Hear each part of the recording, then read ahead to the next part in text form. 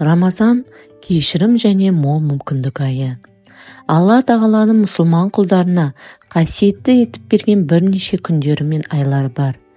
Қасиетті айлардың бірі әрі бірегейі ол Рамазан айы. Рамазан айының ерекшелігі сол, мүміндер бұл кезде бір ай бойы ораза ұстайды. Рамазан мейірімділіктің, қайырымдылықтың, сабырлықтың, кешірімділіктің, тақуалықтың және нәпсіні тәрбиелеу, өз-өзіне есеп беру айы. Осымен қатар Рамазан Құран айы, тақуалық пен тәрбие айы ретінде байыпталады. Рамазан айлардың сұлтаны, күнәлардың кешірілетін, 1000 айдан да қайырлы қадір түні бар шоқтығы биік ай. Құран кәрімде Алла тағала мүміндерге ораза тұту жайында былай дейді: Ей мүміндер, сендерге бұрынғыларға парыз қылғандай ораза парыз қылынды. Әрине, сақтанарсыңдар. Негізі ораза ұстаудың рухани һәм денсаулыққа пайдалары өте көп. Рухани пайдалардың бірі адам баласын сабырлыққа, төзімділікке тәрбиелейді. Өйткені пенде күнін Алла тағалаға иман еткен күйде аштықпен, шөліркеумен өткізеді. Пенде адамның ашуын тудыратын қандай да бір келеңсіз жайттарға тап болса, мен оразамын деп сабырға келеді. Жалпы мұсылман қоғамында осы Рамазан айында қылмыс азаятыны белгілі. Өйткені Алланың мұсылман пенделері өзін және өзгелерді жақсылыққа шақырып, жамандықтан тыяды. Нәпсісін тізгіндейді, мейірімді, кешірімді болады. Құран кәрімде Алла тағала: олар ашуларын жеңушілер, адамдарды кешірім етушілер, Алла тағала жақсылық етушілерді сүйеді деп бұйырған. Пайғамбарымыз саллаллаху уассалам бір сөзінде: кім Рамазан айын оразасын шын иман және ықыласпен ұстаса, оның бұрын істеген күнәлары кешіріледі деген. Сондай-ақ Алла елшісі тағы бір хадисінде: Рамазанның басы рахмет, ортасы кешірім, соңы тозақ отынан құтылу деген екен.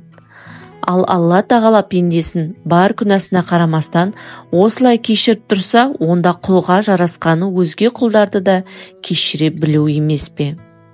Пайғамбарымыз саллаллаху уассалам өзінің бір хадисінде үмметін былай деп сүйіншілейді: кімде-кім Рамазан айында шынайы сеніммен сауапты бір Алладан ғана күтіп ораза ұстаса, бұрын соңды жасаған күнәлары түгелдей кешіріледі. Қараңызшы, шынайы сеніммен бір ай ораза ұстасаңыз болғаны, әлемдердің Раббысы сіздің барлық күнәларыңызды кешіруге дайын. Бұл тек Мұхаммед саллаллаху уассалам үмметіне берілген асыл сый. Өйткені Алла елшісі өзінің худси хадисінде оразаны тұтқан адамның Алла алдында орны ерекше екенін былай жеткізеді: ұлылығы шексіз Алла тағала адам баласын ұстаған оразасынан басқа барлық амалдары өзіне, ал оразаның жөні бөлек. Өйткені ораза менің разылығым үшін ұсталады. Сондықтан да оның қарымын, сауабын өзім беремін деген. Пайғамбарымыз саллаллаху уассалам тағы бір хадисінде: ораза ұстаушының екі үлкен қуанышы бар.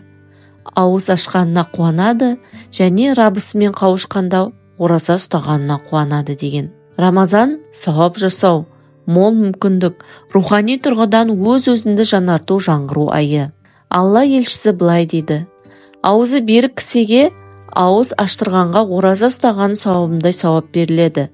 Бұдан ораза ұстаушының сауабы еш кемімейді. Ораза ұстап аш жүрген кезде нәпсі қозбайтындықтан адамның сабыр сақтауы көп қиындық туғызбайды. Аяқ асты тап болған түрлі қиындықтарға шыдамдылық танытуда оразаның берер пайдасы көл көсір. Оразаға ниет еткен жамағат Алла таңнан ақшам уақытына дейін сабырлық жасайды. Ораза болған үшін кешке дейін ішіп жемейді. Сондай-ақ ашу ызаға бой алдырмай жұмсақтық танытады. Тұла бойын харамнан, тілін жаман сөзден, көзін сұқтанудан сақтайды. Өйткені сабыр еткендерге Алланың қайтарар сыйы қисапсыз. Рамазан айында ораза арқылы төзімділік, шыдамдылық, сабырлылық, жанашырлық, тақуалық секілді ізгі қасиеттерді өн бойымызға жинауға тырысамыз. Рамазан қайырымдылық, мейірімділік, ізгі амалдардың еселене жасалатын уағы.